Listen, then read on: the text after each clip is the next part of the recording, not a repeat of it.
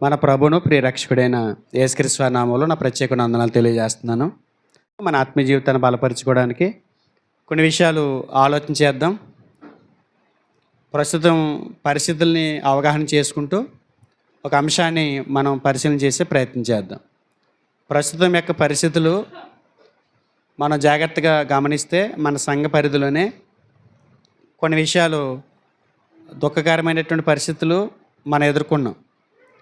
మన మధ్య ఉన్నటువంటి సత్యనారాయణ గారు మన కళ్ళ ముందే ఎంతో యాక్టివ్గా ఉంటూ ఆధ్యాత్మిక జీవితంలో కూడా ఎంతో విశ్వాసంలో బలపడుతూ అనేకులను బలపరుస్తూ తన విశ్వాస జీవితాన్ని కొనసాగిస్తున్నటువంటి ఆయన అర్ధాంతరంగా యాక్సిడెంటల్గా మన మధ్య నుంచి వెళ్ళిపోవటం మనం చూస్తున్నాం.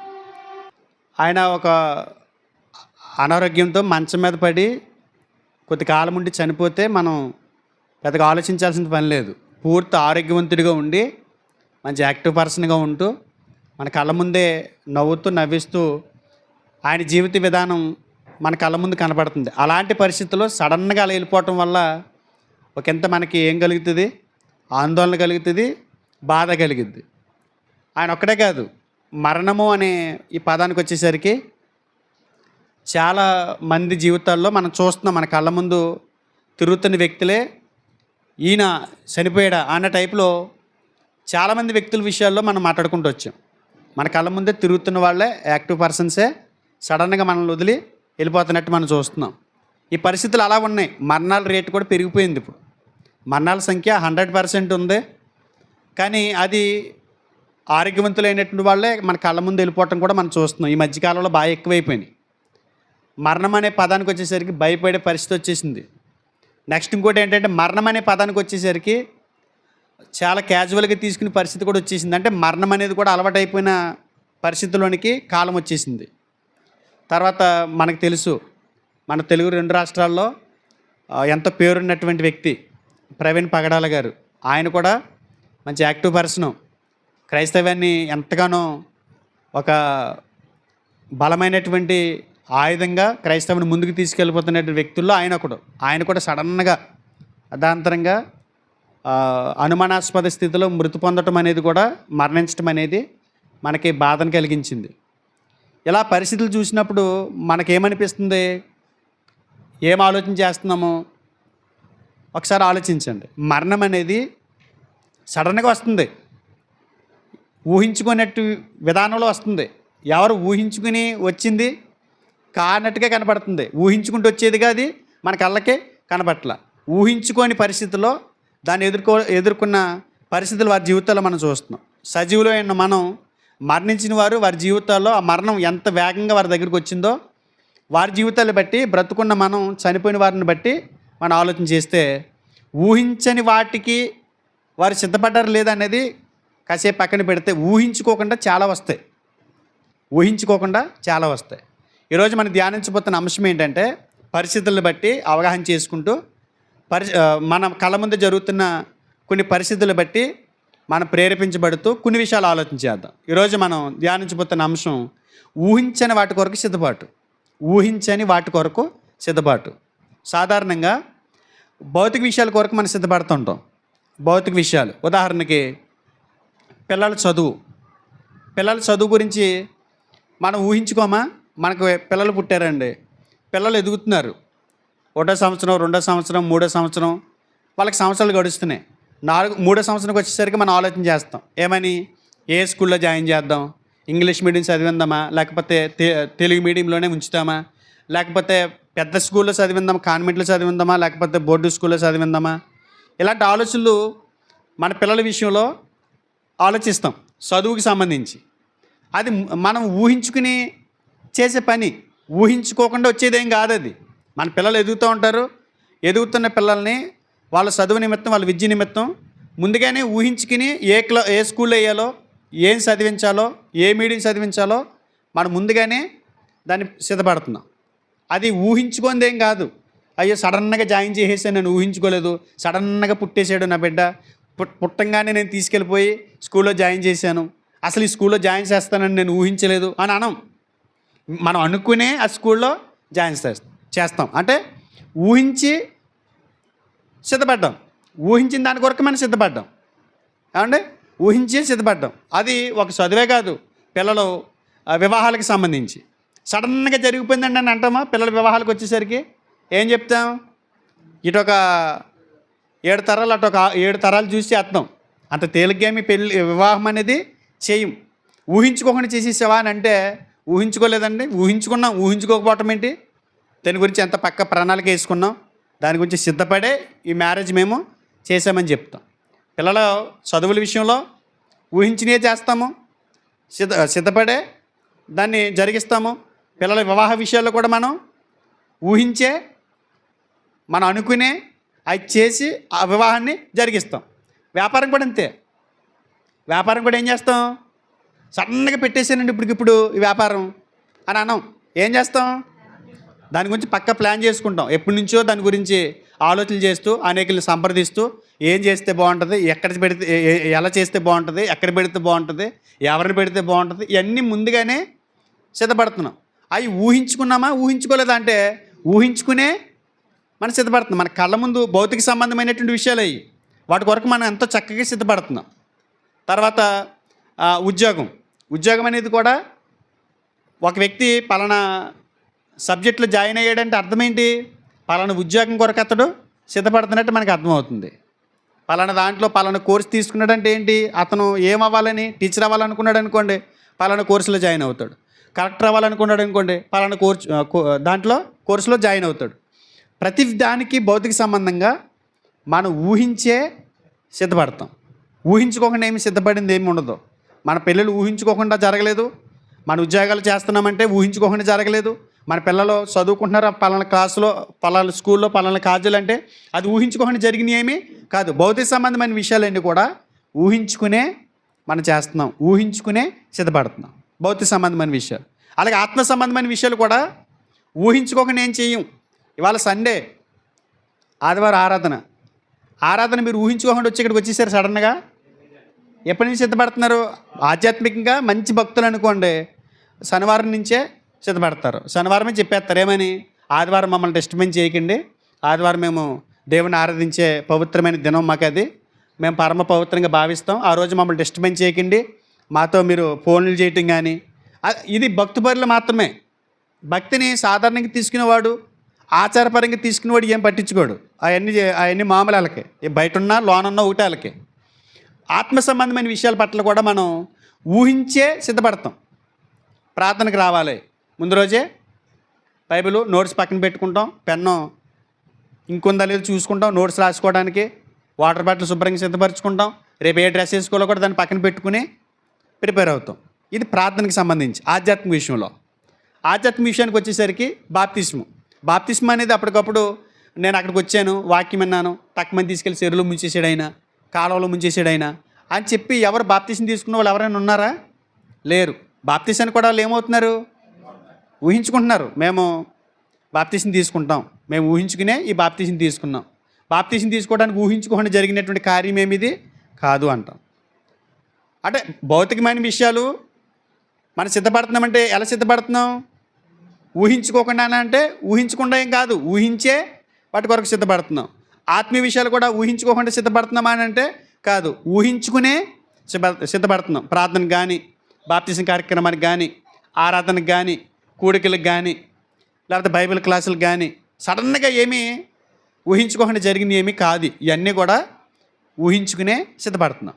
అయితే ఇప్పుడు విషయం ఏంటంటే, ఇవి ఒక భక్తుడిగా భౌతికమైన విషయాలు ఉన్నాయి, మనకి ఆత్మీయ విషయాలు ఉన్నాయి. కాబట్టి ఆత్మీయ విషయాలు, భౌతికమైన విషయాల గురించి చర్చించినప్పుడు ప్రతిదీ కూడా సిద్ధపడే ఊహించుకున్నవే చేస్తున్నాం. సడన్గా ఏది చేయలే. కానీ బైబిల్ మనకు చెప్తున్నటువంటి సత్యం ఏంటంటే, వాస్తవం ఏంటంటే, ఊహించిన వాటి కొరకు కూడా సిద్ధపడాలంట. మనం ఊహించుకుని భౌతిక సంబంధంగా ఉద్యోగం కొరకు, పిల్లల వివాహం కొరకు, ఒక వ్యాపారం కొరకు ఎలా సిద్ధపడుతున్నామో, ఆత్మ సంబంధమైన విషయాలకు వచ్చేసరికి ఆదివారం ప్రార్థనకి వెళ్ళాలి, శుక్రవారం కూడికి వెళ్ళాలి, బైబిల్ క్లాస్కి వెళ్ళాలి, నేను పలానా రోజుని బాప్తీసం తీసుకోవడానికి నేను సిద్ధపడుతున్నాను, బాప్తీసం తీసుకోవాలి, ఇవన్నీ ఊహించుకుని చేస్తున్నాం, సిద్ధపడుతున్నాం. కానీ మనం ఊహించుకోకుండా సిద్ధపడి కూడా ఉన్నాయి. మనం ఊహించుకుంటే జరిగి కాదయ్యి. ఊహించుకోక మునిపే ఆ వస్తుందని అనగానే ఆ రోజుకి మనం సిద్ధపడి ఉండాలంట. అలాంటివి బైబిల్లో బోల్డ్ అని చెప్పాడు దేవుడు. కంటెంట్ అర్థమైందా? ఏమర్థమైంది? ఊహించి వచ్చినప్పుడు మనం సిద్ధపడి ఉన్నామా లేదా అన్నది. అంటే ఊహించిందంటే ఇవాళ ఇది ఇది ఇది జరిగిద్దని నేను అనుకోలేదు, కానీ నేను ఆల్రెడీ సిద్ధపడిపోయినది. వచ్చినా నాకు భయం లేదు అన్న టైప్గా. ఇప్పుడు బాప్తిస్మం అనేది ఊహించుకునే సిద్ధపడుతున్నాం. అది ఊహించుకోండి రాందేం కాదు. అలాగే ఆత్మ సంబంధమైన మన ఆధ్యాత్మిక జీవితంలో ఊహించుకోకుండా సిద్ధపడే కొన్ని విషయాలు ఉన్నాయి. వాటి గురించి మనం ఆలోచించేద్దాం బైబిల్లోంచి. మార్కు సువార్త మనం ఊహించలేనివి ఏంటో చూద్దాం. మార్కు సువార్త 13వ అధ్యాయము 36 వచనం చూడండి. మార్కు సువార్త 13:36. మనం ఊహించలేనివి. ఆయన అకస్మాత్తుగా వచ్చి మీరు నిద్రపోచుండుట చూచినేమో గనుక మీరు మెలకుగా ఉండుడి. 36 వచనంలో యేసుక్రీస్తు వారు అంటాడు, ఆయన అకస్మాత్తుగా వచ్చి మీరు నిద్రపోచుండగా చూచినేమో కనుక మీరు మెలకుగా ఉండుడి. అంటే ఏం చెప్తున్నారు యేసుప్రభువు వారు? అకస్మాత్తుగా వచ్చి, ఆయన అకస్మాత్తుగా వచ్చి మీరు నిద్రపోచుండుట చూచినేమో. అంటే యేసుక్రీస్తు వారి యొక్క రెండో రాకడ మనం ఊహించుకుంటూ వచ్చేది కాదు. ఇవాళ యేసుప్రభువు వారు వస్తారంట, దానికి సిద్ధపడదాం అని అనడానికి లేదు. యేసుప్రభువు వారు ఇవాళ వస్తారని గ్యారంటీ ఉందా? రారన్నది గ్యారంటీ ఏమైనా ఉందా? అది లేదు, ఇది లేదు. మనం మరి దానికి ఎలా సిద్ధపడాలి? అది ఊహించుకోని విషయం కాబట్టి మనం ముందే సిద్ధపడి ఉండాలి. ఊహించుకొని వాటి కొరకై సిద్ధపడమని యేసుప్రభువు వారు మాట్లాడుతున్నారు మనతోటి. ఊహించుకోకుండా వచ్చేది ఏంటంటే ప్రభువైనటువంటి యేసుక్రీస్తు వారి యొక్క రాకడ. సూచనలు కూడా ఉండవు. తెగుళ్ళు, భూకంపాలు ఏం సూచనలేం కాదు. యేసుప్రభువు వారు రాకడ వచ్చేస్తుంది, దానికి భూకంపాలు వస్తున్నాయి. రాకడకు ముందు భూకంపాలు వస్తాయని చెప్పాడు, రాకడకు ముందు కరువులు వస్తాయని చెప్పాడు, రాకడకు ముందు రాజ్యం మీదకి రాజ్యం, యుద్ధాలు వస్తాయని చెప్పాడు. ఇదంతా కూడా బైబిల్లో చెప్పిన సిద్ధాంతమేం కాదు. బైబిల్లో చెప్పిన విధానం వేరు. యేసుక్రీస్తు వారికి రాకడ ఎలా వస్తుందో చెప్పాడు ఆయన. మత్తయి సువార్త చూడండి 24వ అధ్యాయము 36వ వచనం. అయితే ఆ దినమును గూర్చియు ఆ గడియను గూర్చియు తండ్రి మాత్రమే ఎరుగును గాని ఏ మనుషుడైనను పరలోకమందలి దూతలైనను కుమారుడైనను ఎరుగరు. నోహు దినములలో ఎలాగుండెనో మనిషి కుమారుని రాకడయను అలాగే ఉండును. అంటే నోహు దినాలు ఎలా ఉందండి? నోహు దినాల పరిస్థితి ఎలా ఉంది? 38వ వచనం. జలప్రలయములకు ముందటి దినములలో నోహు వాడలోనికి వెళ్ళిన దినం వరకు వారు తినుచు త్రాగుచు పెండ్లు చేసుకొనుచు పెండ్లుకిచ్చుచు నుండి జలప్రలయం వచ్చి అందరినీ కొట్టుకుని పోవు వరకు ఎరుగకపోయిరి. అలాగునే మనిషి కుమారుని రాకడ ఉండును. మనిషి కుమారుని యొక్క రాకడను అలాగే ఉండును. ఎలా ఉంటుందంటండి? ఎవరు ఊహించుకోరంటండి. జలప్రలయం వచ్చి అందరినీ కొట్టుకుని పోవు వరకు ఎరుగకపోయిరి. అంటే యేసుక్రీస్తు వారి యొక్క రాకడకి సూచనలే ఉండవట, అకస్మాత్తుగా వస్తుందంట. మరి అలాంటి రాకడ కొరకే మనం ఊహించుకోలేని ఆ సన్నివేశం కొరకే మనం ఏం చేయాలి? సిద్ధపడాలి. ఒక ఉద్యోగం కొరకు సిద్ధపడుతున్నట్టు కాదు, ఒక వ్యాపారం కొరకు సిద్ధపడుతున్నట్టు కాదు. ఒక వ్యాపారం పెట్టడానికి ఒక నెల రోజుల నుంచి ప్లాన్ చేసుకుంటాం.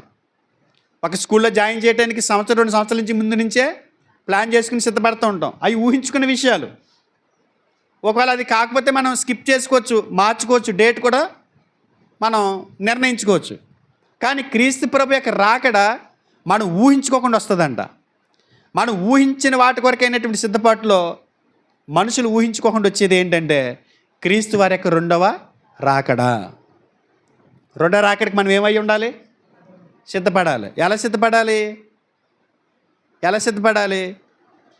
మత్తయి సువార్త 24లోనే 42వ వచనం చూడండి. ఏ దినమున మీ ప్రభు వచ్చునో మీకు తెలియదు కనుక మెలకుగా ఉండుడి. ఎలా ఉండాలండి? మెలకుగా ఉండాలి. మెలకువ అంటే మేలుకొని ఉండటం. మేలుకొని ఉండటం అంటే అదే మేలుకొని ఉండటం అంటే మెలకువ మేలుకొనటం, ఈ రెండు ఒకటే పదాలు. మెలకుగా ఉండటం అంటే నిద్రపోకుండా ఉండటం అని. అంటే యేసుప్రభు వారు వచ్చే రాకడికి మనం మేలుకొని ఉండాలి. ఎలా ఉండాలి? మెలకుగా ఉండాలి. రోమపత్రిక ఇది అలా అట్టే పెట్టుకోండి. రోమపత్రిక 13 అధ్యాయము చూద్దాం 12. రాత్రి చాలా గడిచి పగలు సమీపంగా ఉన్నది కనుక మన అంధకార క్రియలను విసర్జించి తేజస్ సంబంధమైన యుద్ధోపకరణములు ధరించుకుందాము. అల్లరితో కూడిన ఆటపాటలైనను మత్తైనను లేకయు, కామ విలాసములైనను పోకిరి చేష్టలైనను లేకయు, కలహమైనను మత్సరమైనను లేకయు, పగటి యందు నడుచుకొనుచున్నట్టు మర్యాదగా నడుచుకుందాము. పగటి యందు నడుచుకొనుచున్నట్టు మర్యాదగా నడుచుకుందాము. చీకటి క్రియలు మీరు ఉండొద్దు. చీకటి లోకం ఇది, చీకటి కాలం ఇది, చీకటి పరిస్థితులు ఇవి. ఈ పరిస్థితులు మనం ఎలా బ్రతకాలి? పగటి యందు నడుచుకున్నట్టుగా మనం మెలకు కలిగి బ్రతకాలంట. క్రీస్తు వారికి రాకడ కొరకే మనం ఆ రాకడ ఊహించుకోలేదు కనుక ఈ క్షణమే ఆయన వస్తే మనం ఏ స్థితిలో ఉండవలసిన వారమే ఉన్నాం? మెలకు కలిగి ఉండవలసిన వారమే ఉన్నాం. అంతేనా? మెలకు కలిగి ఉండవలసిన వారమే ఉన్నాం.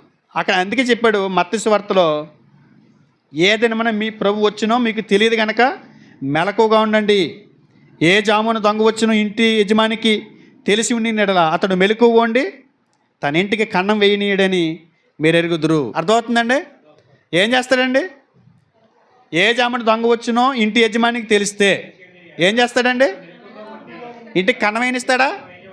ఏనోడు. మరి దొంగడు చెప్పొస్తాడా? చాటింపేసి వస్తాడా? లేకపోతే ముందు ఈమెయిల్ పంపించి వస్తాడు మన దగ్గరికి దొంగతనానికి?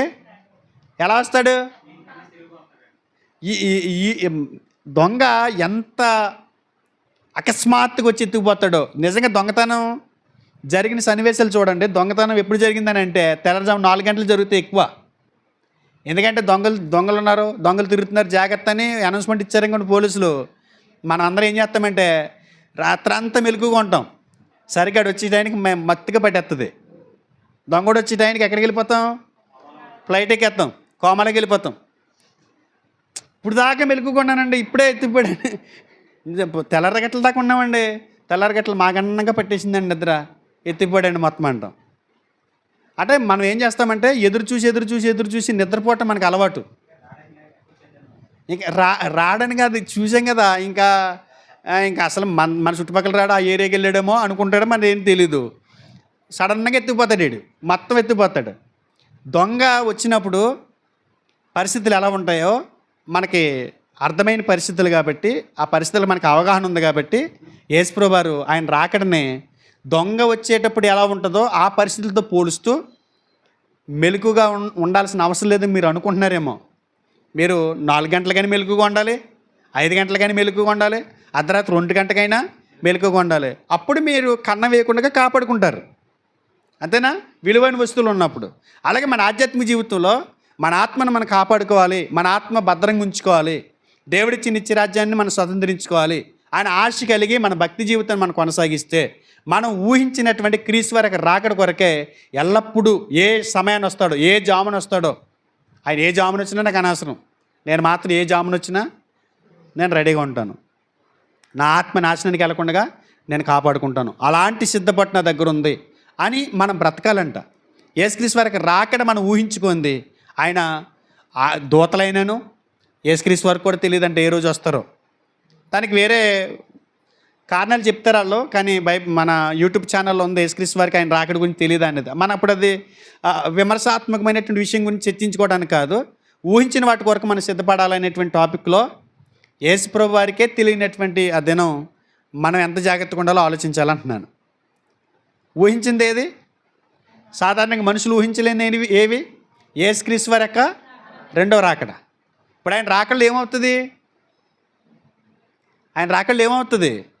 ఆయన రాకడ కొరకు మనం ఎదురు చూడటానికి, మెలకు కలిగి ఉండటానికి, మేలుకొని ఉండటానికి భయంకరమైన పరిస్థితి ఉంటుందండి. ఆ రోజు ఉగ్రత దినం, అది భయంకరమైనటువంటి వేదన దినం, అది పంచిపోతాలు మిక్కిటమైన వేండ్రతో లయమైపోయే దినం. అది ఏముండవు, సాపు చుట్టినట్టు చుట్టేస్తాడంట, బూడిదైపోతాయంట ఇవన్నీ.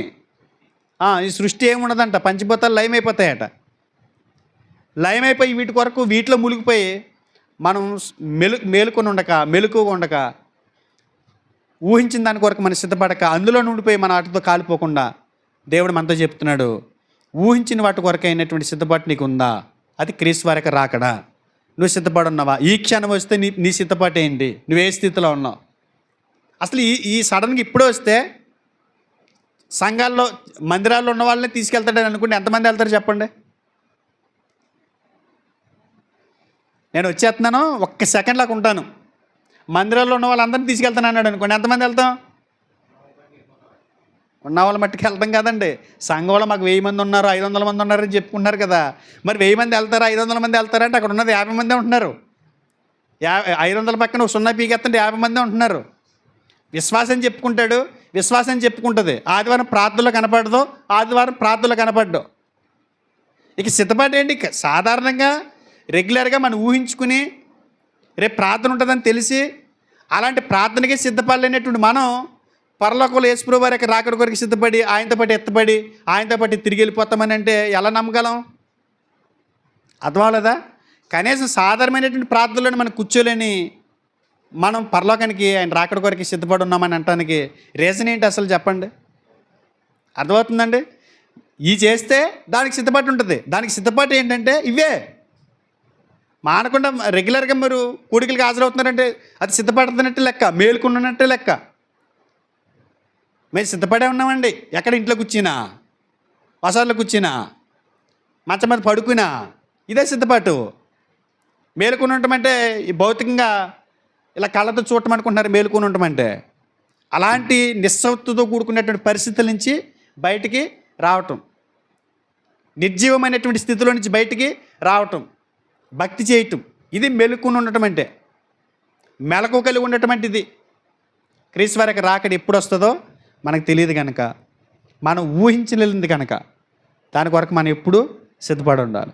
యేసుప్రభువు వారు పాట పాడుతుంటాం, నేడో రేపు నా ప్రియుడేసు మేఘాల మీద ఏతించాను, ఆ సమయానికి నేను మాత్రం ఉండను, నేను ఉంటానో లేదో నాకే తెలియదని తరచరణాలు మనం కట్టుకునే పరిస్థితిలో ఉన్నాం ఇప్పుడు. అర్థమవుతుందండి? ఊహించిన వాటి కొరకు మనం సిద్ధపడాలని బైబిల్ చెబుతుంది. మనం ఊహించలేనిది ఏంటి మొదటిదని అడిగితే యేసుక్రీస్తు వారి యొక్క రెండవ రాకడ. ఒకవేళ ఆయన రాకడ ఆలస్యమైంది అనుకోండి, ఇలా చూడాలి. ఒకవేళ ఆయన రాకడ ఆలస్యమైంది అనుకోండి, దానికంటే ముందు జరిగేది ఏంటి? మన పోకడ. అర్థమవుతుందా? ఆయన రాకడ ఆలస్యం అవుతే, ఆయన రావటం ఆలస్యం అయితే మనం పోతాం కదా. మరి మనం పోయేది ఎప్పుడో తెలుసా?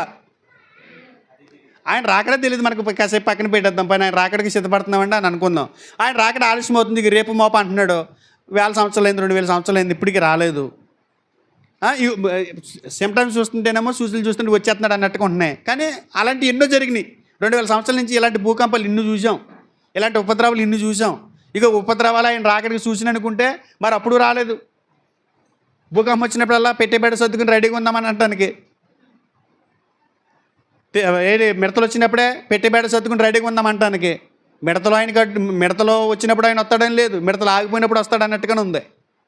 సైలెంట్గా స్తబ్దుగా ఉన్నప్పుడు హాయిగా ఉందనుకున్నప్పుడు వచ్చేస్తాడు అన్నట్టు ఉంది. హాయిగా ఉన్నప్పుడు మనం ఏం చేస్తాం? రెస్ట్ తీసుకుంటాం. మీరు ఊహించని గడియలో ఆయన వస్తానని చెప్పాడు. ఊహించని గడియలో అది ఆలస్యం అయిపోతుంది అని అనుకుని మనం నిద్రపోతామేమో. అందుకొచ్చే దేవుడు అంటున్నాడు, దానికంటే ముందు మీ పోకడైతే. ఒకసారి చూద్దాం, దాని గురించి కూడా చూద్దాం. కీర్తన 55:15 వచ్చును, వారికి మరణము అకస్మాత్తుగా వచ్చును గాక. అంటే మరణం ఎలా వస్తుందండి? భౌతిక మరణం అకస్మాత్తుగా. అది మనం ఊహించేదా? ఊహించగలమండి మనం? మన మరణం ఎప్పుడు వస్తుంది అన్నది ఎవడైనా చెప్పగలండి? చెప్పలేడు. మనం ఊహించలేనిది మరొకటి ఏంటంటే మన భౌతిక మరణం. మనం ఊహించలేనిది అకస్మాత్తుగా వస్తుంది అంటండి. లోకస్వార్త చూడండి, ఒక ఆయన ఎలా బ్రతుకుతున్నాడో. లోకస్వార్త 12:13 వచ్చింది చూడండి. ఆ జనసమూహంలో ఒకడు, బాధకుడా, పిత్రాజితములో నాకు పాలు పెంచబట్టవలనని నా సహోదరునితో చెప్పమని ఆయనను అడగగా, ఆయన ఓయి మీ మీద తీర్పుడిగానైనను పంచిపెట్టువానిగానైనను నన్ను ఎవడు నియమించినని అతనితో నేను చదువుతానండి చెప్పాను. మరి ఆయన వారితో, మీరు ఏ విధమైన లోభమునకు ఎడమియక జాగ్రత్త పడుడి, ఒకని కలిమి విస్తరించుట వాని జీవమునకు మూలము కాదనను. మరి ఆయన వారితో ఈ ఉపమానం చెప్పాను, ఒక ధనవంతుని భూమి సమృద్ధిగా పండాను. అప్పుడు అతడు, నా పంట సమకూర్చుకొనుటకు నాకు స్థలము చాలదు గనుక నేనేమి చేతునని తనలో తను ఆలోచించుకుని, నేను ఇలాగ చేతును, నా కొట్లలో విప్పి వాటి కంటే గొప్ప వాటిని కట్టించి అందులో నా ధాన్యమంతటిని నా ఆస్తిని సమకూర్చుకొని నా ప్రాణమా అనేక సంవత్సరములకు విస్తారమైన ఆస్తి నీకు సమకూర్చబడి ఉన్నది, సుఖించుము, తినుము, త్రాగుము, సంతోషించమని చెప్పుకొందుననుకొనెను. అయితే దేవుడు, వెర్రివాడా, ఈ రాత్రి నీ ప్రాణమును అడుగుచున్నారు, నీవు సిద్ధపరిచినవి యవనవగునని అతనితో చెప్పాను. అంటే యేసుప్రభువు వారు ఒక ధనవంతుని యొక్క ఉపమానాన్ని తీసుకొచ్చి వాడు విస్తారమైన ఆస్తిని సంపాదించుకోవడానికి సమయాన్ని వెచ్చించి సిద్ధపాటు లేకుండా ఈ లోకంలో తినుము, త్రాగుము, సుఖించుము, సంతోషించుము అని బ్రతుకుతున్న ఒక వ్యక్తితో మాట్లాడుతూ, నీ మరణం అకస్మాత్తుగా వస్తుంది, నువ్వు సిద్ధపరిచినవి యవనవుతాయి అంటున్నాడు. నువ్వు సంపాదన కోసమే నీ ఆయుష్ని, సంపాదన కోసమే నీ జీవితకాలాన్ని పెట్టేసావు కదా దానికి. మరి ఇప్పుడు ఆ సంపాదన అంతా ఎదురుగుండా పెట్టుకుని నువ్వు అడుగుతున్నావు, ఏం తిందము, తాగుదము, సంతోషించము, సుఖించమని. అసలు ఈ రాత్రే నీ ప్రాణం తీసేస్తే, ఈ రాత్రే నీ ప్రాణం నీ బంధువుల నుంచి బయటకు వచ్చేస్తే అవన్నీ ఆవిడే అంటే దానికి అర్థం ఏంటి? అసలు నీ ఆత్మకి ఏమైనా ప్రయోజనమా అని అడుగుతున్నాడు. నీ ఆత్మని ఏమైనా అవి కాపాడతాయా అని అడుగుతున్నాడు. అంటే మనిషి ఊహించలేనిది ఏంటంటే భౌతిక మరణం. మనం అనుకుంటూ వచ్చేది కాదు అది. మనం చక్కగా ఉన్నట్టు కనపడతాం, ఆరోగ్యవంతులుగా కనపడతాం, నవ్వుతూ ఉన్నట్టు కనపడతాం, యాక్టివ్గా ఉన్నట్టు కనపడతాం. కానీ సడన్గా ఏమొస్తుంది? భౌతిక మరణం వస్తుందంట. ఆ మరణం గురించి దేవుడు మాట్లాడుతున్నాడు. అది అకస్మాత్తుగా వచ్చేది, అది మీరు ఊహించుకుంటూ వచ్చేది కాదు. నేను కరెక్ట్గా ఒక 75 ఏళ్ళు బతుకుతానండి. 75 సంవత్సరం జనవరి నెల 31వ తారీఖున చచ్చిపోతానండి, నాకు తెలుసండి అని ఎవడైనా చెప్పగలడా? నాకు 75 ఏట ఇలా జరిగిద్ది అని ఎవడైనా చెప్పగలడా? నేను ఆ రోజున చచ్చిపోతాను అని ఎవరైనా చెప్పగలడా? చెప్పలేడు. అంటే ఇక్కడ ఏమర్థమవుతుంది మీకు? ఏమర్థమవుతుంది? మన మరణాన్ని కూడా మనం ఊహించలేం. మరి ఆ మరణానికి ముందే మనం ఏమవ్వాలి? సిద్ధపడాలి. ఉద్యోగానికి సిద్ధపడినట్టు కాదు ఇది. ఒక ఉద్యోగం కొరకు సిద్ధపడినట్టు కాదు, ఒక చదువు కోసం సిద్ధపడినట్టు కాదు ఇది, ఒక వ్యాపారం కొరకు సిద్ధపడినట్టు కాదు ఇది. అవి ఊహించుకునే సిద్ధపడుతున్నాం, సిద్ధపడి ఊహించినయే. కానీ మరణం మనం ఊహించింది కాదు. తిరుగుతున్న మనిషి అర్ధాంతరంగా అకస్మాత్తుగా చనిపోతున్నారు.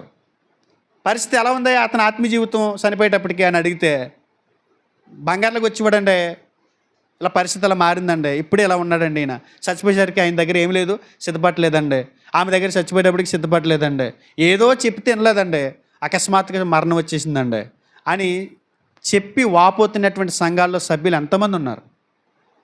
సిద్ధపాటు లేదు వాళ్ళకి. ఏమనుకుంటున్నారని అంటే, ఇంక నేను చాలా కాలం బతుకుతాను. ఉన్న ఆరోగ్యాన్ని బట్టి మనకి ఏమనిపిస్తుంది? నీకు చాలా కాలం బతుకుతాను, ఇప్పుడే అసలు ఇంత యాక్టివ్గా, ఎంత ఒక బీపీ లేదు, ఒక షుగర్ లేదు. బీపీ షుగర్ లేకుండా హార్ట్ అటాక్ గురించి చచ్చిపోయిన వాళ్ళు ఇంతమందిని చూస్తున్నాం మనం. అప్పటిదాకా కూర్చుని వ్యాపారాలు కూర్చుని టక్కున అలా పడిపోయిన వాళ్ళు ఉన్నారు ఎంతమంది. మరి ఆ మరణం మనం ఊహించుకుంటే రాలేదు కాబట్టి, ఊహించుకోకుండా వచ్చే ఆ మరణం కొరకు మనం సిద్ధపడవలసినటువంటి అవసరత ఉంది అని బైబిల్ చెబుతుంది. మనం ఊహించుకుంటూ వచ్చాయి అనుకోండి, పని గెస్ చేసి దానికి ప్రిపేర్ అవ్వచ్చు, సిద్ధపడవచ్చు. కానీ ఊహించుకునేవి ఇవి రెండు కూడా. యేసుప్రభు రాకడా ఊహించలేము, మన భౌతిక మరణం ఊహించలేము. మరి దానికి ముందు మనం ఏం చేయాలి? ఇప్పుడు వ్యాపారం పెట్టడానికి తమ్ముడు మరలే 2 నెలల నుంచి 3 నెలల నుంచి సంపుకు తింటున్నాడు ఒక వ్యాపారం పెడతానికి. ఎంత ప్రిపేర్డ్ అనుకుంటున్నారు? ఎంత పక్క ప్రణాళికతో వ్యాపారం స్టార్ట్ చేసాడు అనుకుంటున్నారు? ఇవాళ దానికి బోలెంత ప్రణాళిక ఉంది. తన ఇష్టం, తను ఇవాళ పెట్టుకోవాలనుకున్నాడు, రేపు పెట్టుకోవాలనుకున్నాడు అనుకుంటే రేపు స్టార్ట్ చేసుకుంటాడు. అది అతని చేతిలో ఉంది. కానీ అతని మరణం కానీ క్రీస్తు రాకడ కానీ అతని చేతిలో లేదు. దీనికి సిద్ధపడవచ్చు, కానీ దానికి ఇంకెంత జాగ్రత్త కలిగి ఉండాలన్నాడు అడుగుతున్నాను నేను.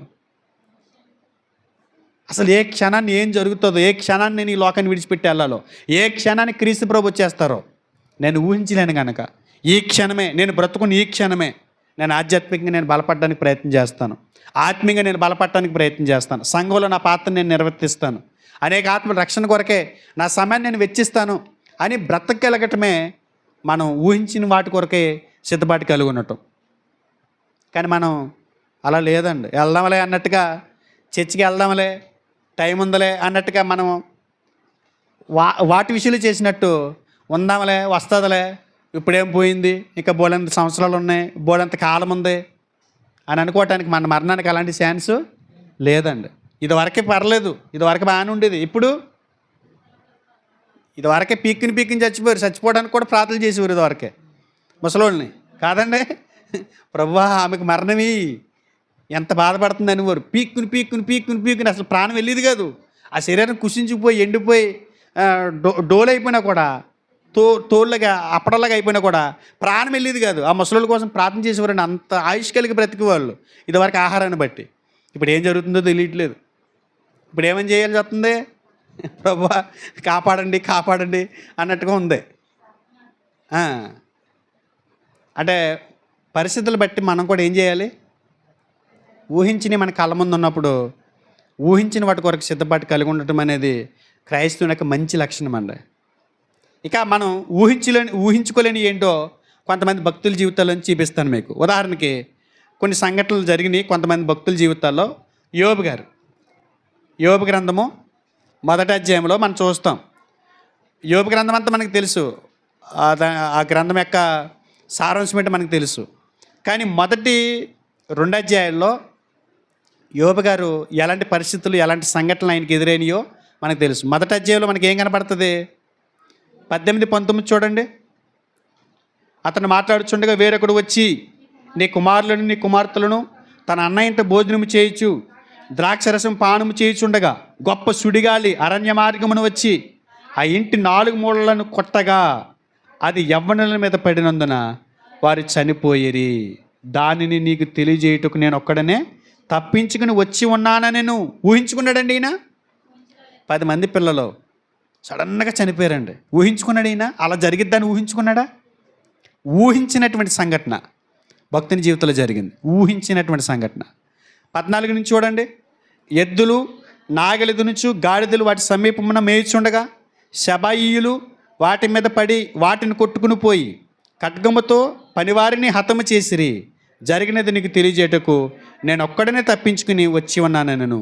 అతడు ఇంకా మాట్లాడుచుండగా మరి అక్కడ వచ్చి దేవుని అగ్ని ఆకాశం నుండి పడి గొర్రెలను పనివారిని రగులు పెట్టి కాల్చివేశాను. దానిని నీకు తెలియజేయటకు నేను ఒక్కడనే తప్పించుకుని వచ్చి ఉన్నాను నేను. అంతటి ఇంకా మాట్లాడుచుండగా మరి అక్కడ వచ్చి కల్దీలు 3 సమూహములుగా వచ్చి ఒంటెల మీద పడి వాటిని కొనుపోయి ఖడ్గమ చేత పనివారిని చంపిరి. నీకు దాన్ని తెలియజేయటం నేను ఒక్కడనే తప్పించుకుని వచ్చి ఉన్నాను నేను. ఏమండి? 10 మంది పిల్లలు కోల్పోవటం, ఆస్తి అంతా కోల్పోవటం. తర్వాత 2:7-8 చూడండి. కాబట్టి అపవాది యెహోవా సన్నిధి నుండి బయలువెళ్ళి అరికాలు మొదలుకొని నడినెత్తి వరకు బాధగల కురుపులతో యోబును మొత్తెను. అతడు ఒళ్ళు గోకుకున్నటకై చిల్ల పెంకు తీసుకుని బూడిదలో కూర్చుండగా. ఏ పరిస్థితి వచ్చింది? అనారోగ్యం. మన జీవితాలు కొన్ని సంఘటనలు మనం ఊహించుకోకుండా వచ్చేస్తాయి. యోబు గారి జీవితంలో ఏమొచ్చినాయి? పిల్లల మరణం, ఆస్తి అంతా పోవటం, అనారోగ్యం సడన్గా వచ్చేసిందండి. ఊహించుకుంటూ వచ్చిన రోగం కాదు ఇది. కొన్ని రోగాలు చూడండి ఊహించుకుంటూ వస్తాయండి. మనం ఊహించుకున్నది ఒకటి, అక్కడ జరిగేది ఒకటి. అంటే కొన్ని సంఘటనలు మనం ఊహించకుండానే వస్తాయి. ఊహించకుండానే వచ్చే ఉన్నాయి. ఎన్ని విషయాలు చెప్పాను మీకు? ఒకటి, ఊహించకుండా వచ్చేది ప్రభుని క్రీస్తు వారికి రాకడ. ఊహించుకోకుండా వచ్చేది మన భౌతిక మరణం. ఊహించకుండా వచ్చే కొన్ని సంఘటనలు ఊహించలేనివి విశ్వాసాలకు వస్తాయని చెప్పడానికి బైబిల్లో కొంతమంది భక్తుల జీవితాల్లో వచ్చినట్టుగా మనం చూడగలుగుతున్నాం. ఆదికాండం 22 అధ్యాయము 1వ వచనం చూడండి. ఆ సంగతులు జరిగిన తర్వాత దేవుడు అబ్రహామును పరిశోధించింది. ఎందుకని ఆయన అబ్రహామా అని పిలువగా అతడు చిత్తము ప్రభువా నేను. అప్పుడు ఆయన నీకు ఒక్కడే ఉన్న నీ కుమారుని అనగా నీవు ప్రేమించి ఇస్సాకును తీసుకుని మోరియా దేశమునకు వెళ్ళి అక్కడ నేను నీతో చెప్పబోవు పర్వతములో ఒక దాని మీద దహన బలిగా అతన్ని అర్పించమని చెప్పాను. అంటే అబ్రహాం గారు ఊహించాడేది. దేవుడు ఇలా బలి అడిగితాడని ఊహించాడా? కానీ అబ్రహాం గారిని ఏమడుగుతున్నాడు దేవుడు? కుమారుని బలిని గురించి అడుగుతున్నాడు. అబ్రహాము ఊహించలేనటువంటిది ఆయన జీవితంలోకి వచ్చింది. ఊహించలేదు అబ్రహాం గారు. ఈయన విశ్వాసేనా? విశ్వాసే. అంటే మన జీవితాలు ఊహించినవి వస్తూ ఉంటాయి. వాటికి ఎప్పుడు కూడా సిద్ధపడే ఉండాలి అని బైబిల్ చెబుతుంది. ఎప్పుడు కూడా సిద్ధపడి ఉండాలంట. ఇక ఒక ఆయన ఉన్నాడు భక్తుడు, న్యాయాధిపతుల గ్రంథం 11వ అధ్యాయము 30-40 వరకు రాసుకోండి. ఇక్కడ యొప్తా గారు కనపడతాడు మనకి. యొప్తా అంటే యెహోవాకి ఏమేమి మొక్కుకుంటున్నాడండి ఆయన? అప్పుడు యొప్తా యెహోవాకు మొక్కుకొనెను, ఎట్లనగా నీవు నా చేతికి అమ్మోనీయులను నిశ్చయముగా అప్పగించినడలా నేను అమ్మోనీయుల యొద్దకు నుండి క్షేమంగా తిరిగి వచ్చినప్పుడు నన్ను ఎదుర్కొనేటకు నా ఇంటి ద్వారం నుండి బయలుదేరి వచ్చినదేదో అది యెహోవాకు ప్రతిష్ఠితమగును, మరియు దహన బలిగా దానిని అర్పించేదనెను. అప్పుడు యొప్తా అమ్మోనీయులతో యుద్ధము చేయుటకు వారి యొద్దకు సాగిపోయినప్పుడు యెహోవా అతని చేతికి వారిని అప్పగించాను. కనుక అతడు వారిని అనగా అరోయేరు మొదలుకొని మిన్నీతుకు వచ్చి వరకు అబెల్కెరామీము వరకును 20 పట్టణముల వారిని నిశ్శేషంగా హతం చేశాను. అట్లా అమ్మోనీయులు ఇశ్రాయేలు ఎదుట నిలవకుండా అణచివేయబడారు. యొప్తా మిస్పాలోనున్న తన ఇంటికి వచ్చినప్పుడు అతని కుమార్తె తొంబర్లతోనూ నాట్యముతోనూ బయలుదేరి అతన్ని ఎదుర్కొనాను. ఆమె గాక అతనికి మగ సంతానమే కానీ ఆడ సంతానమే కానీ లేదు. కాబట్టి అతడు ఆమెను చూసి తన బట్టలు చింపుకొని, అంటే ముందు ఏదొస్తే అది బలిచ్చేస్తానన్నాడు కదా. ఎవరొచ్చారు ముందు? కూతురు ఎదురొచ్చింది. ఊహించుకున్నాడా? ఆ పాప వస్తుందని ఊహించుకున్నాడా? ఊహించుకోలేదు. సడన్గా వచ్చాడు. సడన్గా వచ్చేవాడికి బట్టలు చింపుకుని ఏడుస్తున్నాడంట. మనం ఊహించినవి మన కళ్ళ ముందుకు వస్తూ ఉంటాయి. ఊహించిన వాటి కొరకు ఎప్పుడు కూడా సిద్ధపడాలి. ఆయన సిద్ధపడ్డాడు. యొప్తా సిద్ధపడ్డాడు. అబ్రహాం గారు బలి ఇవ్వడానికి సిద్ధపడ్డాడంటే సిద్ధపడ్డాడు. కానీ దేవుడు ఆయా పరిస్థితుల వారిని తప్పించాడు. అంటే సిద్ధపాటు అనేది మనకి ఎంత అవసరమో చెప్తున్నాడు. ఆదిమ క్రైస్తవులు కూడా వాళ్ళు భక్తి జీవితాన్ని కొనసాగిస్తున్నారు. ప్రారంభ శతాబ్ద క్రైస్తవులు యాకోబుని చంపినప్పుడు అదే ఊహించినటువంటి పరిణామం. ఒకసారి చూడండి, అక్కడ కూడా అపొస్తలుల కార్యాలు 12వ అధ్యాయంలో, అపొస్తలుల కార్యములు 12వ అధ్యాయము మొదటి 2 వచనాలు చూడండి. దాదాపు అదే కాలమందు రాజైన హేరోదు సంగపు వారిలో కొందరిని బాధ పెట్టుటకు బలత్కారముగా పట్టుకుని యోహాను సహోదరుడని యాకోబును ఖడ్గముతో చంపించెను. ఇది యూదులకు ఇష్టమైన కార్యమని తెలుసుకుని పేతురును కూడా పట్టుకునేను. ఆ దినములు పులిన రొట్టెల పండుగ దినములు. అంటే ఆదిమ క్రైస్తవులు షాక్ తిన్నారా లేదా? దేనికి? యాకోబు గారు ఎవరు? యాకోబు గారు ఎవరండి? మూల స్తంభాలని చెప్పాడు. ఆయనకి బాగా ఎక్కువగా వారితోటి టచ్లో ఉండి కూడా ఆ మాట కూడా చూపించినాడు. ముందుకు వెళ్తాను. గలతీయులకు రాసిన పత్రిక చూడండి, 2వ అధ్యాయము 8-9 కలిపి ఉంటుంది. మధ్యలో చదువుతున్నాను చూడండి. స్తంభములుగా ఎంచబడిన యాకోబు, కేఫా, యోహాను వారు నాకు అనుగ్రహింపడిన కృపను కనుగొని యాకోబు, కేఫా, యోహాను. ఏమండి? మూలస్తంభం దేని కొట్టాడు? మూలస్తంభాన్ని కొట్టాడు అపవాది. కొంతమంది శత్రు సమూహాన్ని లేపి ఊహించినటువంటి షాక్ ఇచ్చాడు. కానీ ప్రారంభ శతాబ్ద క్రైస్తవం కొంగు తినలేదంట, సిద్ధపడే ఉన్నారంట. దేనికి? ఆ భయంకరమైనటువంటి ఆ ఉపద్రవానికి, ఊహించినటువంటి ఆ దుర్ఘటనకి వాళ్ళు సిద్ధపడే ఉన్నారంట. ఊహించలేదు యాకోబు గారు చంపబడతాడని. తలకే తీసేసారంట అక్కడ. ఏమంటే అంతేనా? యాకోబును ఖడ్గముతో చంపించాను. యాకోబుని ఖడ్గముతో చంపించాను. నేను ప్రవీణ్ కుమార్ గారిది కూడా ఊహించిన షాకే. పగడాల ప్రవీణ్ కుమార్ గారు క్రైస్తవానికి ఒక బలమైనటువంటి సాధనం. అన్ని గ్రంథాల మీద పట్టున్నటువంటి ఒక మంచి దైవజనుడు. ఆయన మరణం కూడా ఊహించలేకపోతున్నారు. క్రైస్తవ సంఘాలు ఊహించలేకపోతున్నాయి. మంచి యాక్టివ్ పర్సను, అందరితో నవ్వుతూ కలుపుకుని వెళ్ళిపోయే మనిషి, డెనామినేషన్ల భేదం లేకుండా అందరినీ కూడా సమానంగా మంచిగా బాత్ చేసేవాడు. ఆయన మతాలకు వ్యతిరేకంగా కూడా ఆయన బాత్ చేశాడు. హిందువులని, ముస్లింలని, క్రిస్టియన్స్ అని భేదం లేకుండా అందరూ సమానమే, దేవుడు ఒక్కడే, మనుషులు ఒకరినొకరు ప్రేమించుకోవాలనేటువంటి బాత్ చేసినటువంటి వ్యక్తి ఆయన. అలాంటి వ్యక్తి ఊహించినటువంటి ఒక ప్రమాదం ద్వారా అది చంపేశారని కొంతమంది అంటున్నారు, యాక్సిడెంట్ ద్వారా చనిపోయాడని కొంతమంది అంటున్నారు. అంత దేవునికి తెలుసు. ఆయనకి తెలియదు ఏది లేదు. ఆయనకి అన్నీ ఎరుగుదుడు. ఆయన ఏం జరిగిందన్నది రహస్యంగా ఉంచబడింది ఏది ఉండదో మొత్తం అంతా బయలుపరచబడతాయని దేవుడు చెప్పారు. ఆ వాగ్దానాన్ని బట్టి ఖచ్చితంగా అది ఏంటన్నది బయటకు వస్తుంది. కానీ ఆయన ప్రమాదం ద్వారా చంపబడ్డా, యాక్సిడెంట్ ద్వారా చంపబడ్డా, ఎవరో దుండగులు చంపేసినా జరిగిన నష్టం ఏంటంటే మనిషి చనిపోయాడు, మన కళ్ళ ముందు లేకుండా వెళ్ళిపోయాడు. ఒక మంచి దైవజనుడు, ఒక బలమైనటువంటి దైవజనుడు, పోరాడగలిగే తత్వం కలిగినటువంటి ఒక దైవజనుడు కళ్ళ ముందు వెళ్ళిపోయినప్పుడు సంఘాలు ఏమైపోతాయి? మీరు చెప్తే నమ్మరు. కొంతమంది మీటింగ్స్ కూడా మానేశారండి. కొంతమంది మీటింగ్స్ కూడా వెళ్ళట్లా.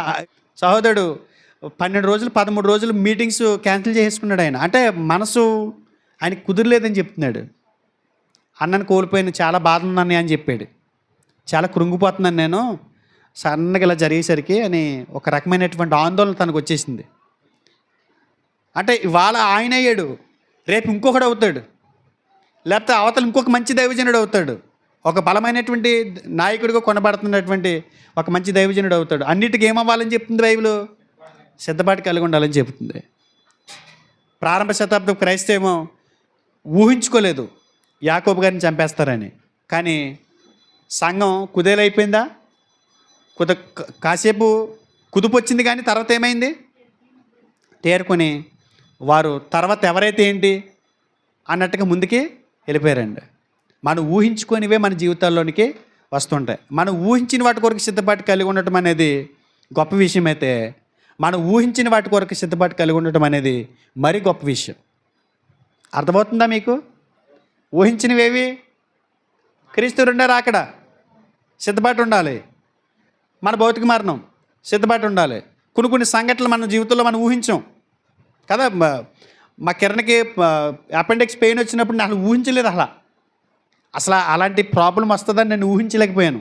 ఊహించలేదు కాబట్టి నేను ఏమయ్యాను తెలుసా? కుంగిపోయినారు. ఆ ఇంచుమించు నెల 15 రోజులు తేరుకోలేకపోయాను నేను. జబ్బులు వస్తాయి పోతూ ఉంటాయి అనే సిద్ధపాటు ఉందనుకోండి, ఇప్పుడు అలవాటైపోయింది. మీకు అర్థమవుతుందా? అలవాటైపోయింది. ఏదైనా ప్రాబ్లం వచ్చిందనుకోండి, అక్కడికి వెళ్ళేదానికి ఏమొచ్చినా మనం సిద్ధపడాలి అన్న టైపులో ఉండగలిగితేనే మన ఆత్మీయంగా ఉండగలుగుతాం. అంతేనండి. కంగారు వస్తుంది కదా ఎవరికైనా నీరసం వచ్చేసరికి. ఎప్పుడు నీరసం అంటే అరగని వాళ్ళకి ఏమొస్తుంది? వాళ్ళకి సిద్ధపాటు లేదు. ఏదో 2-3 సార్లు వచ్చిందనుకోండి సీనియర్ అయిపోతాడు. అంటే మనం ఊహించిన మన జీవితాలకు వచ్చినప్పుడు మనం తట్టుకున్నాం అనుకోండి, ఎదుర్కోగలిగామనుకోండి, ఇంకో 10 మందిని మనం బలపరచగలుగుతాం. అందుగురించి ఊహించిన వాటి కొరకు మనం ఎప్పుడు కూడా సిద్ధపాటు కలిగి ఉండాలి. ఇదివరకే డాక్టర్ చదవాలి, ఇప్పుడు పేషెంటే డాక్టరు కదా. ఎలాగా వైద్యం వీడికి అలవాటు అయిపోతుంది, పేషెంట్కి అలవాటు అయిపోతుందా? ఎక్కడ నొప్పి వస్తుంది? ఇక్కడ ఈ మూల వస్తుందా? ఈ మూల వస్తే అదేరా అంటున్నాడు. ఏ ట్యాబ్లెట్ కూడా ఈయన చెప్పేస్తున్నాడు. ఎందుకంటే ఇలాంటి ఈయన చూసేసి అలవాటు అయిపోయింది, ఆయనే డాక్టర్ అయిపోతున్నాడు. పేషెంటే చదువుకోండి డాక్టర్ అయిపోయిన పరిస్థితులు మనం ఊహించుకోండి వచ్చే మన జీవితాలకు వచ్చేవి. ఇలాగా ఖచ్చితంగా ఎదుర్కొనే స్థితి మనం ఎప్పుడు కలిగి ఉండగలమనంటే దేవుని వాక్యాన్ని మనం నమ్మినప్పుడే, దేవుని వాక్యం మనం అన్వయించుకోగలిగినప్పుడే. కాబట్టి యాకోబు గారు అలా చనిపోయినప్పుడు సంఘం ఒక్క గురైనప్పటికీ మరల వాళ్ళు సిద్ధపడిపోయారు. పేతురు గారిని తీసుకెళ్ళి అందులో పెట్టినప్పుడు వాళ్ళందరూ ఏం చేస్తున్నారు? ఆయనలాగా ఈయన చంపేస్తారని భయపడ్డారా?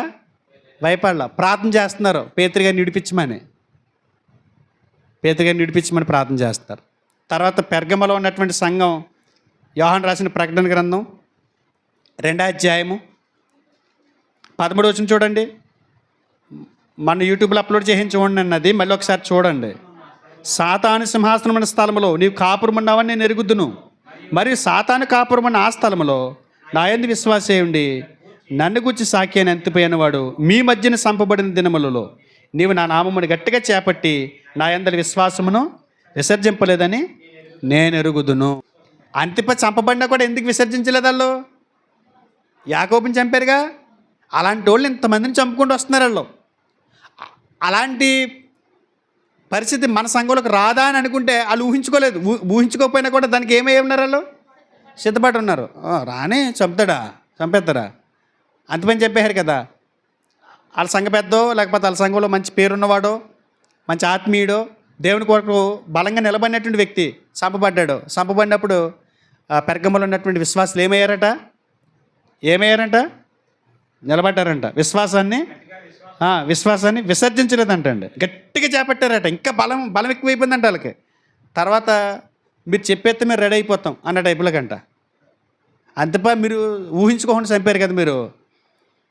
తర్వాత మేమందరం ఊహించుకోకుండా మేము రెడీ అయిపోతున్నాం, మమ్మల్ని ఎవరిని లేపినా పర్లేదు అన్నట్టుగా సిద్ధపడ్డారండి, గట్టిగా పట్టుకున్నారండి వాళ్ళు. ఇది ఊహించిన వాటి కొరకైనటువంటి సిద్ధపాటు కలిగినటువంటి సంఘాలు. వాళ్ళు ఊహించారా అంటే ఊహించలేదు, కానీ వాళ్ళు సిద్ధపడ్డారు. ప్రారంభ శతాబ్దం కావచ్చు, ప్రారంభ శతాబ్దంలో పెర్గమలో ఉన్నటువంటి సంఘం కావచ్చు, వీళ్ళందరూ కూడా వాళ్ళు ఊహించలేనివి వాళ్ళకి వచ్చినాయి, కానీ వాళ్ళు ఏం చేశారు? సిద్ధపడి ఉన్నారు. సంఘం కూడా ఊహించిన వాటి కొరకు సిద్ధపడి ఉండాలి అని మనల్ని నుంచి కోరుకుంటున్నాడు. వాటిని బట్టి ఏమో ఎప్పుడేమొస్తుందో తెలీదు, రాకడ రావచ్చు, మన పోకడ రావచ్చు, ఊహించిన సంఘటనలు రావచ్చు. ఇప్పుడు సహోదరుడు ప్రవీణ్ గారు లాంటి వాళ్ళని, ఇంకా మనకు బాగా ఉపయోగపడుతున్నారు అనుకున్న వాళ్ళని చంపేయచ్చు. అలాంటివి కూడా జరగవచ్చు. భయపడుతున్నారు క్రైస్తవులు. ఏమని భయపడుతున్నారు? మణిపూర్లో జరిగినటువంటి సంఘటనలు మనకు కూడా వస్తాయంట అన్నట్టుగా భయపడుతున్నారు. దానికే సిద్ధపడుతున్నారు దేవుడు అని కొంతమంది కూడా అన్నారు. ఈయన మరణంతో దానికి ప్రారంభం అన్నట్టుగా. ఇదంతా ఇక దేవుడికి తెలుసు, కానీ ఏమొచ్చినా మనం సిద్ధపడాలి. ఇది దేవుడు మన నుంచి కోరుకుంటున్నాడు. ఊహించిన వాటి కొరకు సిద్ధపడినటువంటి కొంతమంది వ్యక్తులు చూపించి మనం ముగించుకుందాం. ఊహించిన వాటి కొరకే సిద్ధపడ్డాడు. యోబు గారి జీవితంలో ఊహించినవే కదా వచ్చినాయి. 10 మంది పిల్లలు కోల్పోవటం, ఆస్తి అంతా కోల్పోవటం, ఆరోగ్యం కోల్పోవటం. ఆయన ఏమన్నాడు చూడండి ఒక మాట. యోబు గ్రంథం 1వ అధ్యాయం 21-22 చూడండి. నేను నా తల్లి గర్భంలో నుండి దిగంబరిని వచ్చి తిని దిగంబరిని అక్కడికి తిరిగి వెళ్ళేదను. యెహోవా ఇచ్చాను, యెహోవా తీసుకుని పోయాను. యెహోవా నామమునకు స్తుతి కలుగును గాక, స్తుతి కలుగును గాక. ఈ సంగతులలో ఏ విషయమందును యోబు ఏ పాపమును చేయలేదు, దేవుడు అన్యాయం చేసినని చెప్పలేదు. సిద్ధపడి ఉన్నాడండి. అయ్యి బాబో ఎత్తిపోయాడు, అమ్మోయ్ ఈయనేం దేవుడు అమ్మోయ్, లేకపోతే అలాగే ఎలాగని అన్నాడా? అలా అంటే ఈయన సిద్ధపడ్డట్టేనా? అసలు అంత ఉపద్రవం వచ్చేదేవుడికి, అన్ని సంఘటనలు ఒకే దెబ్బ పడేదేవుడికి. కానీ అవన్నీ తట్టుకున్నాడు అనుకుంటే ఈయనకి ఆరోగ్యం చెడిపోయింది అనుకునేసరికి పరిస్థితి ఊహించుకోవచ్చు. కానీ ఆయన ఏమంటున్నాడు? యెహోవా ఇచ్చాను, యెహోవా తీసుకుని పోయాను. యెహోవా నామమునకు స్తుతి కలుగును గాక. పాట పాడతాం కదా, ఏదో పాట పాడుతున్నారు కదా ఎక్కువగా. అంతా నా మేలుకే పాట పాడుతుంటే నేను అనుకుంటున్నాను పాట పాడేస్తున్నారు ఇందులో శరణాలకు తెలుసా అని. దమ్ముండాల పాట పాడాలంటే. ఎందుకంటే కన్నవారినే కోల్పోయినా అసలు అది యోబు గారే పాడినట్టు ఉంటుంది. పాడేస్తున్నారు, పాటలు అర్థం తెలియదు వీళ్ళకి. ఒకసారి ఇప్పుడు చూసారు ఇంకోటి పాట, అయ్యి బాబోయ్ నేను ఉండలేనమ్మోయ్, నా బిడ్డలు లేకపోతాను, మా అమ్మ లేకపోతే నేను ఉండలేనమ్మోయ్, కన్నవారే కనుమరుగైనా ఏదో ఉంటుంది మంచి పాట. ఆస్తులన్నీ కోల్పోయినా కన్నవారే కనుమరుగైనా ఊపిరే బరువైనా స్థితిగతులే మారిపోయినా పాట ఉంటుంది. పాడేస్తారు. కానీ నీవు నాకుండగా అదంతా ఉట్టిది, అదంతా ఉట్టిది. నీవు నాకుండగా ఈ లోకములో ఏది నాకు అక్కరలేదు, ఉట్టిదే. అన్నీ కావాలి ఆయన ఒకటి తప్ప. ఆయన కావాలి, ఈ కావాలంటే ఇవే కావాలంటాం మనం, పాట పాడతాం. కానీ సేమ్ ఇదే, ఊహించిన వాటి కొరకు సిద్ధపడే వాళ్ళు పాడే పాట అది. ఎవరికైనా పాడేస్తే సరిపోదండి. పాట అయినా వాక్యమైనా చెప్పినా విన్నా పాటించగలిగే స్థితిలోకి మనం రావాలి. అదే దేవుడు కోరుతున్నాడు. యోబు గారు అన్నాడు, అదే మాట చెప్తున్నాడు. పౌలు గారు కూడా చూడండి, ఒక మాట ముగించుకుందాము. ఫిలిప్పీయులకు రాసిన పత్రిక 1వ అధ్యాయం 21 నుంచి చూడండి. నా మట్టుకైతే బ్రతుకుట క్రీస్తే, చావైతే సిద్ధపడ్డాడండి. నా మట్టుకైతే బ్రతికితే క్రీస్తు కొరకు బ్రతుకుతాను, చనిపోతే లాభమే నాకు. ఎందుకంటే ఆయనతో పాటు ఉంటాను, ఆయనలో ఉన్నాను కాబట్టి ఆయనతో ఉంటాను, ఆయన పని చేస్తున్నాను కాబట్టి, నేను ఎప్పుడు సిద్ధపడి ఉన్నాను కాబట్టి నాకు సావు కూడా లాభమే. అంటే సావు ఎక్కడికి చేరుస్తుంది? ఆయన్ని క్రీస్తు ప్రభు దగ్గరికి చేరుస్తుంది. కానీ సావు మనమేమనుకుంటున్నాం? అయ్యి బాబోయ్ అనుకుంటున్నాం కదా. సావు మనకు భయం, సావు ఆయనకి లాభం అంట. ఎవరికి లాభం?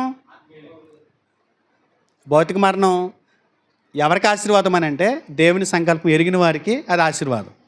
సిద్ధపాటు కలిగి ఉన్న వాడికి అది ఆశీర్వాదం. నిజంగా పెద్దలు అనేవారు ఇది వరకే, ఆడు చచ్చాడు కానీ చచ్చినవాడి కోసం బతుకున్న వాళ్ళు ఏడుతున్నవారు అనేవారు. ఆడు బాగానే ఉన్నాడు బాబు మనం ఏడుతున్నాం అనేవారు. ఎందుకని?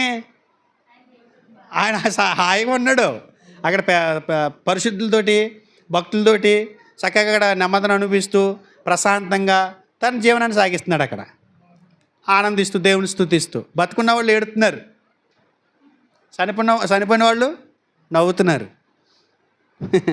ఈయన అంటున్నాడు సావైతే లాభం, ఎందుకంటే నాకంటే ముందు వెళ్ళిపోయినటువంటి భక్తులతో పాటు నేను అక్కడ ఉంటాను, క్రీస్తు ప్రభుతో ఉంటాను. అది దేవుడు మాట్లాడుతున్నారు. పేతురు గారు కూడా అదే మాట్లాడినాడు. చూడండి, పేతురు రాసిన 2వ పత్రిక 1వ అధ్యాయము 13-14. ఆయన ఊహించిన దాని కొరకు సిద్ధపడుతూ మాట్లాడుతున్నాడు. చూడండి, మరియు మన ప్రభువైన యేసుక్రీస్తు నాకు సూచించిన ప్రకారము నా గుడారమును త్వరగా విడిచిపెట్టవలసి వచ్చినని ఎరిగి నేను ఈ గుడారంలో ఉన్నంతకాలము ఈ సంగతులు జ్ఞాపకం చేసి మిమ్మల్ని రేపుట న్యాయమని ఎంచుకొనుచున్నాను. ఈ గుడారములో ఉన్నంతకాలం ఈ గుడారం త్వరగా విడిచిపెట్టవలసి వచ్చినని ఎరిగి, అంటే కాలాన్ని బట్టి చూస్తే ఎప్పుడు చచ్చిపోతామో మనకు తెలియదు. ఈ శరీరానికి అంత ఛాన్సు లేదు. ఇది వరకల్లా బ్రతికేంత ఆయుష్ మనకి ఇప్పుడు లేదు. ఇగో ఇంతలో కనపడి అంతలో మాయమయ్యే ఆవురు వంటిది, ఇది నాకు తెలుసు. ఇంతలో కనపడి అంతలో మాయమయ్యే ఆవురు వంటిది అని నాకు తెలుసు. కనుక ఇప్పుడు గుడారంలో ఉన్నంతకాలం నేను ఏం చేస్తున్నాను? మిమ్మల్ని రేపుతున్నాను. దేవుని కోసం బ్రతకండి అని రేపుతున్నాను. నన్ను నేను రేపుకుంటున్నాను, మిమ్మల్ని రేపుతున్నాను. తేనెపట్టిన రేపడి రావడం అంటారు చూసారా? తేనెపట్టిన రేపితే ఏమవుతాయి? అన్నీ వచ్చి వాటి మీద దాడి చేస్తాయి. ఇప్పుడు సంఘాన్ని రేపాను అనుకోండి, నేను ఏమవుతాయి? దేవుళ్ళు బలంగా బతికేస్తారు. ఎంత రేపిన లేవుతులేదులే, మీరు వచ్చి తిరిగి వచ్చి నన్ను కొడతారు. ప్రతి వారం ఇదే ప్రతి వారం తిడతామేనా? ప్రతి వారము హెచ్చరికలేనా? ఓ రోజున ఆశీర్వాదం చెప్పరా మన పాస్టర్ గారు అన్నట్టు తేనెటీగలకు వచ్చి నన్ను కుట్టేస్తారు. సిద్ధపడాలండి. పేతురు గారు ఏమంటున్నాడు? నేను సిద్ధపడుతున్నాను, మిమ్మల్ని సిద్ధపరుస్తున్నాను. ఎందుకంటే మరణం ఎప్పుడు వస్తుందో తెలియదు. ఊహించిన దాని కొరకు ఆయన ఏమవుతున్నాడు? సిద్ధపడుతున్నాడు. పౌలు గారు ఊహించిన దాని కొరకు ఏం చేస్తున్నాడు? సిద్ధపడుతున్నాడు. యోబు గారు ఊహించిన దాని కొరకు సిద్ధపడి ఏం చేశాడు? దేవుని స్తుతించాడు, ఆయన కీర్తించాడు. అంటే ఊహించిన వాటి కొరకు సంఘం ఎప్పుడు కూడా సిద్ధపాటు కలిగి ఉండాలి. ఊహించిన వాటి కొరకు సిద్ధపడి ఉంటాం, కానీ ఊహించని వాటి కొరకు సిద్ధపాటు కలిగి ఉంటాం. ఎందుకని అవి మన కంటికి కనబడవు, మనం ఊహించేవి కావు కనుక. కానీ ఊహించిన వాటి కొరకే మనం ఏం చేయాలి? ఊహించేదనుకోండి, గెస్ చేసామనుకోండి, నేను అనుకున్నాను అది జరుగుతుందని అని అనుకున్న వాడికి సిద్ధపడే అవసరం లేదు. ఊహించిన దాని కొరకు ఖచ్చితంగా ఏమవ్వాలి? సిద్ధపడాలి. ఎందుకంటే మనకు తెలియదు, అది మనకు తెలియని ఎన్నో మన జీవితాల్లోనికి వస్తున్నాయి. ఆఖరిగా ఒక మాట చూపించి నేను ముగించేస్తాను. యాకోబు రాసిన పత్రిక 4వ అధ్యాయము 14 వచనం. రేపేమి సంభవించునో మీకు తెలియదు, మీ జీవం ఏ పాటిది, మీరు కొంతసేపు కనబడి అంతలో మాయమైపోవు ఆవిరి వంటి వారే. కనుక ప్రభు చిత్తమైతే మన బ్రతికి ఉండి అది చేద్దామని చెప్పుకొనవలెను. దేవుని చిత్తమైతే ఇది చేద్దాం, అది చేద్దాం. రేపేమి సంభవించిన మనకి తెలియదు కనుక మనం సిద్ధపడదాం అని చెప్తున్నాడు. దేవుని చిత్తమే జరగమని మనం కోరుకోవాలి మన జీవితాల్లో. దేవుని చిత్తాన్ని వద్దనుకోకూడదు, దేవుని చిత్తమే జరగాలి. ఏం చేయాలి? రేపేమి సంభవించినో తెలియదు కనుక మనం సిద్ధపడాలి. సిద్ధపడదామా? ఊహించని వాటి కొరకు, ఊహించిన వాటి కొరకు. మళ్ళీ ఒకసారి ఇంటికి వెళ్ళిన తర్వాత యూట్యూబ్లో అప్లోడ్ చేసిన తర్వాత వినండి. కాబట్టి సంఘం ఎప్పుడు కూడా దేని కొరకు సిద్ధపడి ఉండాలి? ఊహించిన వాటి కొరకు సిద్ధపడి ఉండాలి. ఊహించిన వాటి కొరకు మనం ఎప్పుడు సిద్ధపడుతూ ఉండాలి. అది చెప్పక్కలేదు ఎవరో. ఉద్యోగం గురించి, వ్యాపారం గురించి, చదువుల గురించి, వివాహాల గురించి, ఆదివారం వచ్చే ప్రార్థన గురించి. నేను చెప్తేనే వచ్చారండి మీరు ఆదివారం ప్రార్థనకే?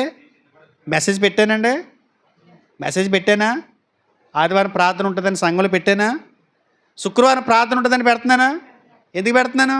శుక్రవారం ప్రార్థన ఉంటుందని మీకు తెలుసుగా, మరి ఎందుకు పెడుతున్నాను మెసేజ్? ఎవరింటి కూడా తెలియదు కాబట్టి మీరు ఊహించలేరు అది ఎవరింటి కూడా జరుగుతుందో.